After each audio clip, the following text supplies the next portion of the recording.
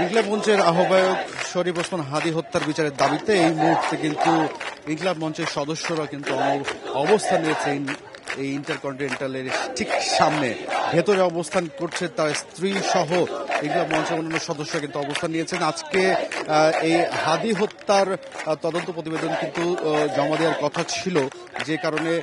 সেই প্রতিবেদনটি জমা দিতে সিআইডি না পারায় আজকে বিকেল ঠিক 5টার দিকে এই ইনকিলাব মঞ্চের পক্ষ থেকে এবং হাদীর সহধর্মিনী তিনি কিন্তু তারা এই যমুনার বাসভবনের সামনে এসে প্রধান উপদেষ্টার কাছে তার বিচারের তদন্তের জন্য জাতিসংঘের হস্তক্ষেপের আহ্বান জানান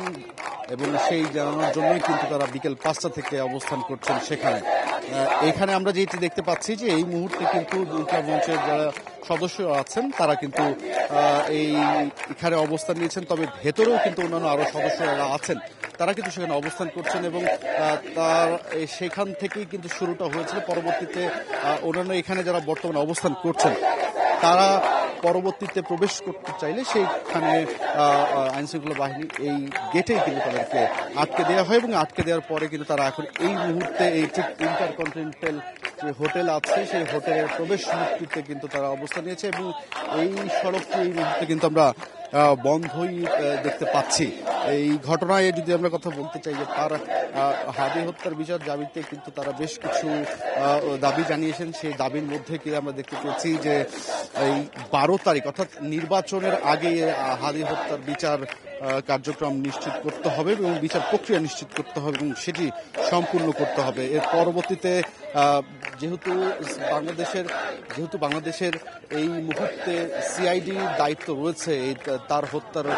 তদন্তের জন্য, সেই তদন্ত 5 বার কিন্তু আমরা যতটা জানি যে পিছিয়েছে, যে কারণে আসলে দেশের যে এই আইনশৃঙ্খলা বাহিনী বা তদন্ত কর্মকর্তা আছে সেইটি ব্যর্থ হওয়ায় তারা কিন্তু বারবার করে চাচ্ছে যে এই জাতিসংঘের তদন্ত কমিটি যেন গঠন করা হয় এবং জাতিসংঘের হস্তক্ষেপে আসলে এই হাদী হত্যার যে বিচার প্রক্রিয়ার কাজ সেটি যেন শুরু হয় বা সেটি যেন কাজ করা হয়। সেই দাবিতেই কিন্তু আসলে বিকেলে তার স্ত্রী এবং ইনকিলাব মঞ্চের অন্যান্য যে সদস্যরা ছিলেন তারা কিন্তু তার সামনে প্রধান উপদেষ্টা ডক্টর মোহাম্মদ ইউনূস বাসভবনের সামনে কিন্তু যান এবং তার সঙ্গে সাক্ষাৎ করার কথা থাকবে। তারা কিন্তু এখন পর্যন্ত সাক্ষাৎ করতে পারেননি বলে আমরা যেমনটা জানতে পারি যে গত 12ই ডিসেম্বর অর্থাৎ প্রায় 2 মাসের কাছাকাছি মানে 50টা দিন কিন্তু পেরিয়েছে তার হত্যা হওয়া। কারণ সেই 12ই ডিসেম্বর দুপুরে জুমার নামাজের পরে কিন্তু তাকে দেখেছি যে রিকশায় করে ফেরার পথে তিনি গুলিবিদ্ধ হন এবং গুলিবিদ্ধ হওয়ার পরে তাকে উন্নত চিকিৎসার জন্য সিঙ্গাপুরে নিয়ে যাওয়া হয়েছিল এবং সেখানে তিনি চিকিৎসাধীন অবস্থায় তিনি মৃত্যুবরণ করেন এবং এরপরে তো তার যে বিচার প্রক্রিয়া সেই বিচার প্রক্রিয়ার কার্যক্রম সেটি চলমান থাকে। আজকে যেহেতু বলছিলাম যে আজকে যে তদন্ত ইনকিলাব মঞ্চের যে আহ্বায়ক যেমনটা বলছিলাম যে ওসমান হাদী হত্যা মামলার যে অধিকতর তদন্ত প্রতিবেদন দাখিলের কথা ছিল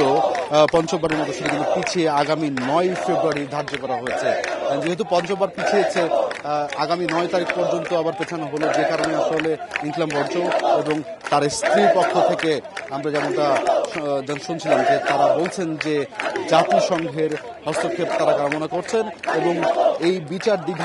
কার্যক্রম দীর্ঘায়িত না করে যতটা দ্রুত সম্ভব সেই দ্রুতই যেন তার বিচার প্রক্রিয়া কার্যক্রম শেষ করা হয় সেই দাবিতেই কিন্তু আজকে তারা অবস্থান নিয়েছেন।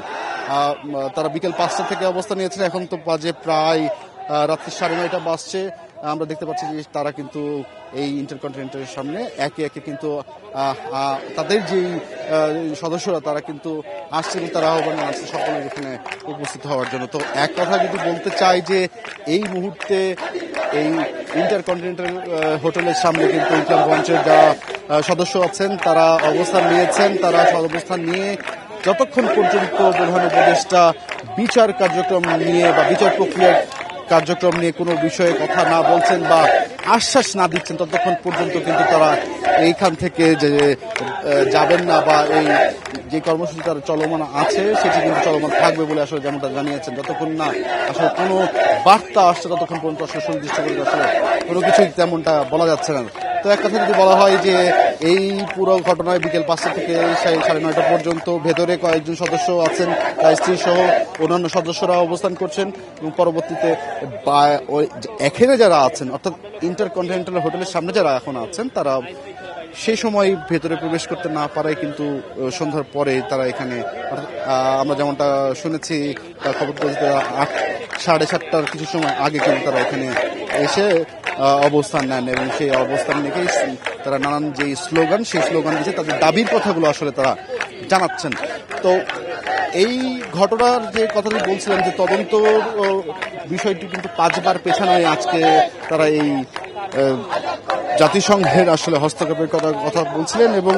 এই অবস্থানকে নিয়ে কিন্তু ফাতেমা তসলিম ঝুমা কথা বলেছিলেন। জাতিসংঘের তত্ত্বাবধানে হাদি হত্যা তদন্তের দাবিতে জনগণের সামনে তারা অবস্থান নিয়েছেন। এই অবস্থানের বিষয়টি নিয়ে কিন্তু আমাদের প্রতিবেদনে আমরা দেখেছি যে আমাদের একটি প্রতিবেদন হয়েছে, সেই প্রতিবেদনে কিন্তু সেই বক্তব্যটি কিন্তু তুলে ধরা হয়েছে। তো অর্থাৎ এখন পর্যন্ত তাদের যেহেতু প্রধান উপদেষ্টার সাথে কোনো সাক্ষাৎ হয়নি, যে কারণে আমরা যেমনটা দেখতে পাচ্ছি যে তাদের যে কার্যক্রম সেই কার্যক্রম তাদের যে কর্মসূচি সেই কর্মসূচি কিন্তু এখন পর্যন্ত চলমান আছে। যতক্ষণ পর্যন্ত তারা প্রধান উপদেষ্টার সাথে সাক্ষাৎ করতে না পারছেন বা তাদের পক্ষ থেকে কোনো যে আশ্বস্ত, যেহেতু জাতিসংঘের তদন্তের প্রক্রিয়ার কথা বলা হয়েছে তাদের দাবির মধ্যে, সেটি যতক্ষণ পর্যন্ত আশ্বস্ত বা আশ্বাস না পাচ্ছেন